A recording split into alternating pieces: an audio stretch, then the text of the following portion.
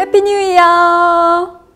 다사다난했던 한 해가 저물고 희망과 기대가 가득 찬 새해가 밝았습니다.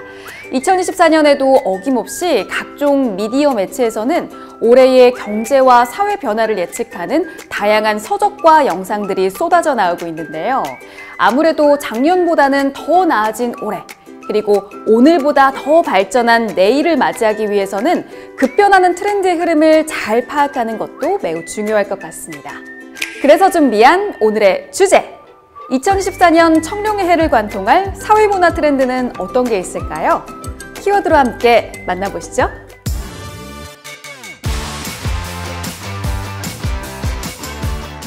(2024년) 첫 번째 트렌드 키워드는 분초사회입니다. 분초사회는 시간의 효율성을 극대화하기 위해 분초를 다투며 산다는 의미인데요. 요즘 현대인들은 밥을 먹거나 어디 이동할 때 한 손엔 꼭 스마트폰이나 책을 들고 보고 있고, 일을 할 때도 한 번에 두세 가지 업무를 동시에 진행할 정도로 참 바쁘게 살아가고 있습니다. 본인에게 주어진 시간을 조금 더 알차고 다양하게 사용하려는 사람들이 늘어나다 보니 요즘엔 시간과 가성비를 합친 시성비라는 신조어도 탄생하게 되는데요. 이러한 현상들은 경제의 패러다임이 바뀌면서 생긴 필연적인 변화입니다. 바로 소유경제에서 경험경제로 바뀌었기 때문인데요. 경험경제는 기술의 발달로 제품에 대한 경쟁력의 차이가 미미해진 상황에서 차별화된 경험과 서비스를 구매하는 것에 가치를 두기 시작했다는 경제 개념인데요. 좋은 레스토랑에 가고 여행을 가고 비슷한 물품을 구매하더라도 조금 더 상품에 담긴 감성과 가치, 이야기를 구매하는 것이죠. 이때 이 경험에서 중요한 특징은 시간입니다. 볼 것, 할 것, 즐길 것이 많아짐에 따라 시간의 가성비가 매우 중요해졌고, 이런 시간의 희소 자원화로 인해 시간의 효율성을 극도로 높이려는 성향이 강해지며 분초 단위로 시간을 아끼는 분초사회로 행동 양상이 변모하는 것이죠.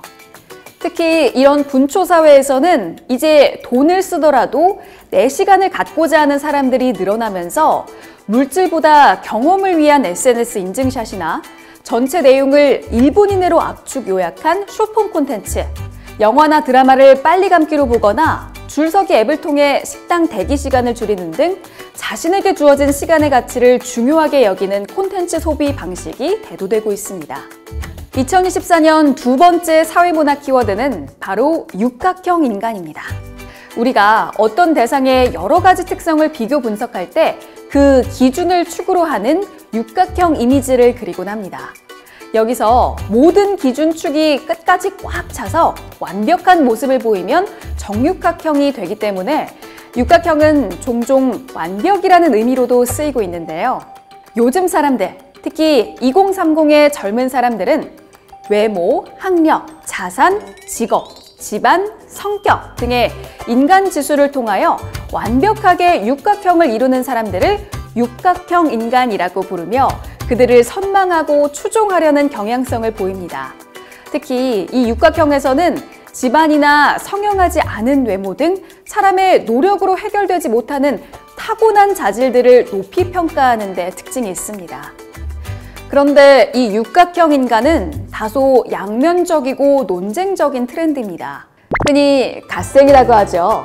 바쁘고 성실한 삶을 살며 완벽한 자아를 추구하기 위해 삶의 열정을 불어넣고 동기부여가 되는 긍정적인 키워드가 될 수 있는 반면에, 노력으로 해결될 수 없는 부분에서 절망하거나 한국 사회가 가진 계층 고착화란 사회적 문제를 보여주고 있어 빛과 그림자를 동시에 지닌 키워드라고 할 수 있습니다. 오늘의 마지막 사회문화 트렌드 키워드는 요즘 남편 없던 아빠입니다. 이 키워드는 점차 가사노동과 육아, 가족관계의 균형점이 이동하면서 남편들이 권위적인 가장이 아닌 평등한 동반자로 변화하고 자녀와 함께 시간을 보내기 위해 야근을 거부하며 육아에 참여하는 것을 의미하는데요. 예전과 가장 크게 달라진 점 하나는 도와준다라는 말을 잘 쓰지 않는다는 겁니다. 그저 당장 내가 할 일을 해야 한다고 생각하는 것이죠. 또 요즘엔 위성가족이라고 해서 부모님 주변에 같이 거주하며 육아나 여러 가지 경제적 도움을 받는 경우도 많은데요. 예전에는 며느리가 시부모님한테 어떻게 잘하느냐가 되게 중요했다면 지금은 사위가 장인 장모께 어떻게 잘하느냐가 되게 중요해졌다고 해요.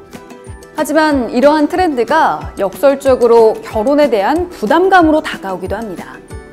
남녀 모두 일과 가정을 넘나드는 멀티플레이어가 되면서 결혼과 출산, 육아는 더욱 고난도의 일이 되고 있기 때문이죠.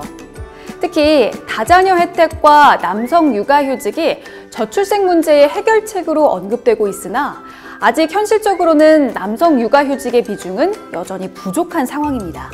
특히 중소기업에서는 육아휴직을 쓰기가 어려운 경우가 더 많다고 하네요.